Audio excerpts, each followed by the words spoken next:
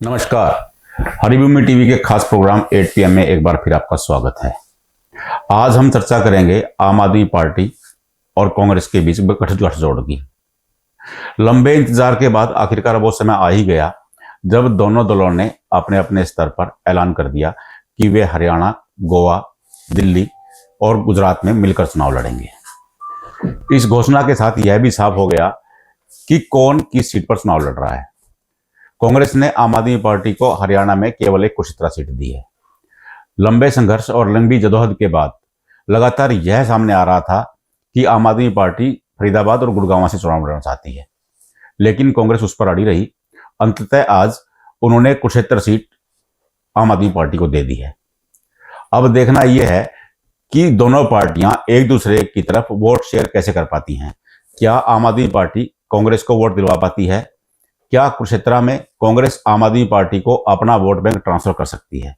इसी पर चर्चा करने के लिए आज हमारे साथ हैं जनता टीवी के पूर्व पॉलिटिकल एडिटर प्रदीप डबास, हरिभूमि के समाचार संपादक शंभू भद्र, वरिष्ठ पत्रकार रविंद्र राठी व कुरुक्षेत्र से वरिष्ठ पत्रकार तरुण वधवा। प्रदीप भाई, मैं सबसे पहले आपके पास आना चाह रहा हूं। आप लंबे समय से प्रदेश की राजनीति पर गहरी पकड़ रखते हैं, तो मैं आपसे जानना चाह रहा था कि जो आज घोषणा हुई है, कांग्रेस और आम आदमी पार्टी ने ऐलान किया है कि 9 सीटों पर कांग्रेस चुनाव लड़ेगी और 1 सीट पर आम आदमी पार्टी का कैंडिडेट मैदान में आएगा, तो आपको क्या लगता है कि दोनों ध्रुव विरोधी पार्टियां, तो इनका क्या परिणाम आएगा हरियाणा में? महेंद्र जी नमस्कार। आपको, आपके दर्शकों को नमस्कार। देखिए, परिणाम तो जनता तय करेगी क्या आ सकता है, संभावनाएं क्या बनती है, ये जो है उस वक्त के मुद्दों पे और उस वक्त चुनाव लड़ने के तरीके पे हमेशा डिपेंड करता है। लेकिन एक बात मैं जरूर कहना चाहूंगा कि निर्मल सिंह जी ने पिछले कुछ दिनों पहले ही आम आदमी पार्टी छोड़ी थी। वो स्ट्रॉन्ग कैंडिडेट माने जा सकते थे आम आदमी पार्टी के कुरुक्षेत्र लोकसभा सीट के लिए। पिछली बार वो यहां से उम्मीदवार भी थे, लेकिन उन्होंने कभी शायद सोचा नहीं होगा कि आने वाले वक्त में जिस पार्टी को वो ज्वाइन करने जा रहे हैं, कांग्रेस को, और उसी के साथ गठबंधन होगा और उनको आम आदमी पार्टी को ही ये सीट चली जाएगी। तो निश्चित तौर पे ये किस तरह का एक समीकरण बनने जा रहा है, आपकी बात ठीक है कि क्या होगा। निश्चित तौर पे इसमें उम्मीदवार अगर आम आदमी पार्टी का रहेगा, कांग्रेस कितनी सपोर्ट कर पाएगी, निर्मल सिंह कितनी सपोर्ट कर पाएंगे, करेंगे, या कैसे ये संभव होगा, वोट शिफ्टिंग पे डिपेंड करेगा। लेकिन मुकाबला इस वक्त रोचक होने जा रहा है। लोकसभा की तमाम 10 सीटें जीतना भारतीय जनता पार्टी का दावा है और वो जीतना भी चाहेगी, क्योंकि वो 2019 का अपना प्रदर्शन दोहराना चाहती है। और जो 370 और 400 पार का नारा दिया गया है भारतीय जनता पार्टी की ओर से, उसको बरकरार रखने के लिए कुछ स्टेट्स ऐसे हैं, जैसे राजस्थान है, 25 लोकसभा सीटें हैं और 25 की 25 जीती थी। गुजरात है, तमाम लोकसभा सीटें जितनी थी उतनी भारतीय जनता पार्टी ने जीती थी। हरियाणा है, 10 की 10 लोकसभा सीटें जीती थी। दिल्ली की 7 की 7 लोकसभा सीटें जीती थी। मध्य प्रदेश में 29 में से 28 जीती थी और 40 में से 39 जो है वो बिहार में जीती थी। इस बार जो है वो मुकाबला एक नैरेटिव सेट करने की कोशिश भारतीय जनता पार्टी की ओर से महेंद्र जी की जा रही थी और की जा रही है, हम तो ये कहेंगे। लेकिन जो दावा किया जा रहा है, जो 370 और 400 पार का एक एक नैरेटिव सेट किया जा रहा है, वो कैसे पूरा होगा। हरियाणा में आप कुरुक्षेत्र लोकसभा सीट की बात कर लीजिए। निश्चित तौर पे कांग्रेस और आम आदमी पार्टी का गठबंधन होने के बाद कुछ तो मजबूती उस मुकाबले में भी आएगी। और अगर हम रोहतक की बात करें, हम सोनीपत की बात करें, हम अंबाला की बात करें और सिरसा की बात करें, अब तक ये मान के चला जा रहा था कि 4 सीटों पे इस बार हरियाणा में कड़ा मुकाबला होने जा रहा है। रोहतक में तो पिछली बार 0.56% के वोट के अंतर से दीपेंद्र हुड्डा चुनाव हारे थे और 1,66,000 के आसपास भूपेंद्र सिंह हुड्डा सोनीपत से हारे थे। लेकिन इस बार ये समीकरण भी थोड़े टफ भारतीय जनता पार्टी के लिए होते दिख रहे हैं। और कुरुक्षेत्र की सीट और जोड़ लीजिए, जो मैंने रोहतक, सोनीपत, अंबाला और सिरसा का नाम लिया, उसमें आप कुरुक्षेत्र और जोड़ लीजिए तो आप मान लीजिए कि 5 सीटें अब ऐसी हो गई है जहां 2019 के लिए भारतीय जनता पार्टी के लिए मुकाबला कड़ा होगा। नतीजे क्या होंगे ये बाद की बात है। मैं आपको एक रोचक बात यह बता देता हूं कि हरियाणा देश का वो स्टेट है जो बीजेपी के लिए पिछली बार वरदान साबित हुआ था, और 2 सीटें ऐसी थी जो देश में सबसे अधिक वोटों से जीतने वाली फेरिस्ट में दूसरे और तीसरे नंबर पे आई थी। पहली संजय भाटिया की करनाल, और दूसरी फरीदाबाद, जो जहां से कृष्णपाल गुर्जर जो अभी केंद्र में राज्य मंत्री भी हैं, उनकी सीट थी। रविंद्र, अगर मैं आपसे पूछना चाहूं, अगर 2019 का डाटा देखा जाए तो कांग्रेस को 28%, निर्मल सिंह उनके कैंडिडेट थे, दो कांग्रेस को 28% के आसपास वोट मिला था। अगर आम आदमी पार्टी को देखें तो उन्हें 1% वोट के आसपास मिला था। हालांकि आम आदमी पार्टी से इनेलो के अर्जुन सिंह 1.26% वोट लेने में कामयाब रहे थे। अगर दोनों का देखते हैं तो अब भी 29 बनता है, और भाजपा के कैंडिडेट नायाब सिंह को 58% वोट मिला था। तो आप इस गठबंधन को कैसे समझते हो? पंडित जी, हरियाणा की बात करें तो हरियाणा की 10 लोकसभा सीटों को अगर देखते हैं तो जो भाजपा के उम्मीदवार हैं उनको 50% से ज्यादा वोटें मिली थी। देश के जो चंद राज्य हैं जहां पर भाजपा ने इस तरीके से क्लीन स्वीप किया था, उनमें से एक हरियाणा भी था। और कांग्रेस कई सीटों पर मुकाबले में थी, और कई सीटों में जैसे करनाल हुआ, फरीदाबाद हुआ, एक तरफा सा खेल रहा भाजपा का। हालांकि ये जरूर है, जहां कड़ा मुकाबला था, जहां कांग्रेस मुकाबले में थी, वहां अगर थोड़ा सा उनको साथ मिल जाता तो वो शायद तस्वीर परिणाम कुछ और होता। तो ऐसे में ये लगता है कि देखो, फ्रूटफुल रहेगा ये गठबंधन, इसमें कोई दो राय नहीं है। शहरी क्षेत्र में आम आदमी पार्टी को लेकर एक एक चर्चा, एक रुझान, एक मत जरूर है लोगों का। और उसका सीधा सा असर है, हरियाणा के एक तरफ दिल्ली लगता है, हरियाणा के दूसरी तरफ पंजाब लगता है। दोनों राज्यों में आम आदमी पार्टी की सरकार है। वहां तमाम लोक लुभावने, वायदे, योजनाएं आम आदमी पार्टी द्वारा क्रियान्वित की जा रही हैं, उसका असर भी है। हरियाणा में जहां लोग कुछ मामलों पर सरकार से खफा हैं, नाराज हैं, एंटी इनकम्बेंसी उसको बोल सकते हैं, 10 साल के स्पैन में जो बनी है हरियाणा में, तो वो एक उम्मीद आम आदमी पार्टी को लेकर भी थी। कांग्रेस के रिवाइवल की भी बातें चल रही हैं, इंडिया गठबंधन को लेकर भी है। अब जब इन दोनों पार्टियों का टाई अप हुआ है तो ऐसा लगता है, ऐसी ही संभावना है कि भाई कई सीटों पर भाजपा को आम आदमी पार्टी और भाजपा के कांग्रेस के उम्मीदवार मिलकर कड़ी टक्कर देंगे। कुरुक्षेत्र सीट पर अगर बात करें पंडित जी, देखो कांग्रेस के उम्मीदवार नवीन जिंदल रहे हैं। पिछली बार उन्होंने चुनाव लड़ने से इनकार कर दिया था, और इसमें कुछ बातें यही कही गई थी कि उनके भाई की जो बीजेपी से नजदीकियां हैं, उसके कारण नवीन जिंदल ने चुनाव लड़ने से इनकार किया था, विड्रॉ कर लिया था अपना कैंडिडेचर। और ऐसे में कांग्रेस के पास उतना सशक्त, उतना मजबूत उम्मीदवार वहां नहीं नहीं नहीं हो पाया। और अब ये लगता है कि भाई आम आदमी पार्टी एक साफ सुथरी जो छवि वो प्रकट करते हैं पब्लिक में, उसको लेकर कांग्रेस के हाथ को साथ लेकर शायद एक मुकाबला बनाने की कोशिश जरूर करेंगे वहां पर। शंभू भाई, मैं अगर आपसे पूछूं, अगर आम आदमी पार्टी का अगर आप अब तक का करेक्टर देखेंगे, जहां जहां आम आदमी पार्टी खड़ी हुई है उसने कांग्रेस का वोट बैंक ही खाया है। अगर आप दिल्ली की तस्वीर देख लें, अगर आप गुजरात को देख लें, गुजरात में भी जो वोट मिला उन्हें वो कांग्रेस से ही कटके मिला। भाजपा को तो वही वोट मिला जो मिलता था। गोवा में भी वही हुआ, पंजाब में भी उन्होंने कांग्रेस को काट करके ही सरकार बनाई। तो आज हरियाणा में गठजोड़ है। इवन कि पंजाब में वो दोनों आमने सामने चुनाव लड़ेंगे, लेकिन हरियाणा में मिलकर चुनाव लड़ रहे हैं। आप इसे किस नजर से देखते हैं? देखिए, इसको अगर आप एक राजनीतिक समीकरण के तौर पर देखेंगे तो जो कांग्रेस का वोट परसेंटेज है, जो कि सीट शेयरिंग में केवल 1 सीट आम आदमी पार्टी को मिली है, बाकी 9 सीट पे कांग्रेस लड़ेगी। तो जो पिछले 2019 के चुनाव के बाद से, जिसमें कि आम आदमी पार्टी ने विधानसभा में 46 कैंडिडेट अलग से खड़ा किया था, उसके बाद की जो आम आदमी पार्टी की प्रदेश में यात्रा है, उस यात्रा के हिसाब से जो भी एक जनाधार तैयार हुआ है, चाहे वो 1% का हो, 1.5% का हो, 2% का, जो भी जनाधार खड़ा हुआ है, इस सीट शेयरिंग से उस जनाधार का फायदा कांग्रेस को तो मिलता हुआ नजर आ रहा है कि कांग्रेस के 9 सीट पे जो आम आदमी पार्टी के थोड़ा बहुत भी जनाधार होगा वो ऐड होगा कांग्रेस के वोट बैंक में। कांग्रेस के वोट में। लेकिन जो कुरुक्षेत्र एक सीट मिली हुई है, वहां पे जो कांग्रेस की स्थिति है उसके हिसाब से उसका फायदा आम आदमी पार्टी को बहुत मिलेगा या नहीं मिला, ये थोड़ा सा अधर में है। इसको आप अभी नहीं कह सकते, क्योंकि कांग्रेस की राजनीति और कांग्रेस के नेताओं की जो राजनीति है वो बड़ी अलग तरह की राजनीति है, कंसोलिडेटेड राजनीति नहीं है, इंडिविजुअल ज्यादा है उसमें। तो एक तो मुझे ये लगता है कि प्रदेश में कांग्रेस को ज्यादा फायदा होगा बनिस्पत की आम आदमी पार्टी के।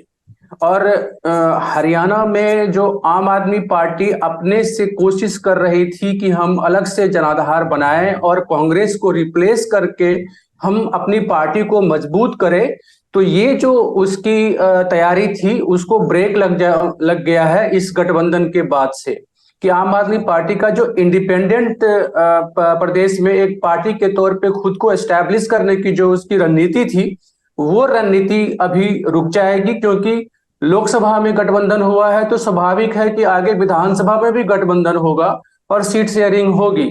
तो इस स्थिति में प्रदेश का जो चुनाव हो जाएगा वो त्रिकोणीय हो जाएगा, कि बीजेपी, कांग्रेस, आप और इनेलो के साथ हो सकता है कि एक आध कोई नए दल और भी आ जाए। और एक बसपा है, ऑलरेडी पहले से उसका कोई वोट नहीं है, लेकिन वोट बैंक तो 1-2% है ही उसका, 3-4%। तो कुल मिला के प्रदेश की जो राजनीति है वो बीजेपी के लिए ही ज्यादा बेनिफिशियल हो जाएगी, क्योंकि नॉन बीजेपी जो एंटी बीजेपी वोट्स है उसमें ज्यादा शेयरिंग शुरू हो जाएगा और बीजेपी को ज्यादा फायदा मिलेगा। इस तरह इस गठबंधन के आने के बाद से चुनाव त्रिकोणीय होने की ज्यादा संभावना बढ़ गई है।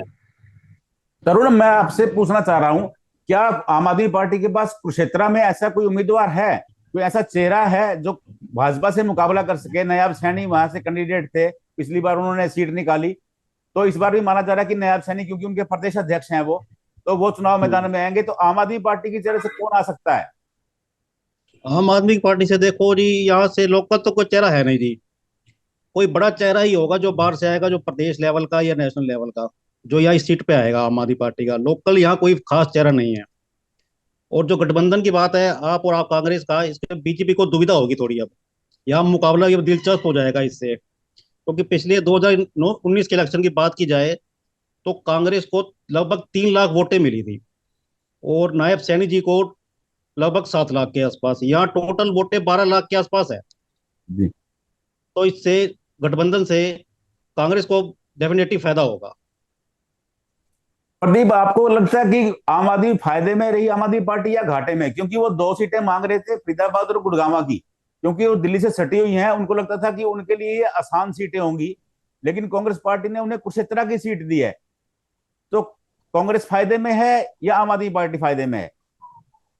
देखिए महेंद्र जी, सीधी सी बात है, पिछली बार फरीदाबाद की सीट से जिस तरह वो फरीदाबाद और गुड़गांव पे अपना दावा कर रही थी आम आदमी पार्टी, तो मैं बताऊं कि फरीदाबाद की सीट से नवीन जयहिंद को लड़वाया था आम आदमी पार्टी ने, और दिल्ली में सरकार होने के बावजूद जो हाल नवीन जयहिंद का कैंडिडेट के तौर पे आम आदमी पार्टी के हुआ था वो सबने देखा था। तो इस बार आम आदमी पार्टी भी चाहती है कि किसी तरह चाहे एक सीट पे दिल्ली में, हालांकि आम आदमी पार्टी और कांग्रेस का जो अलायंस हुआ है वो 4-3 पे हुआ है और हरियाणा में 10-9-1 पे हुआ है। तो एक सीट जो आम आदमी पार्टी को मिली है वो किसी भी सूरत में उसमें चाहती है कि जान लगाई जाए, किसी भी सूरत में चाहती है कि खुद को हरियाणा में एस्टेब्लिश करने के लिए, खुद को हरियाणा में स्थापित करने के लिए। क्योंकि आदमपुर उपचुनाव जब हुआ था, आपको याद होगा कि आदमपुर उपचुनाव में आम आदमी पार्टी ने उस उपचुनाव को हरियाणा में एंट्री का गेटवे मान के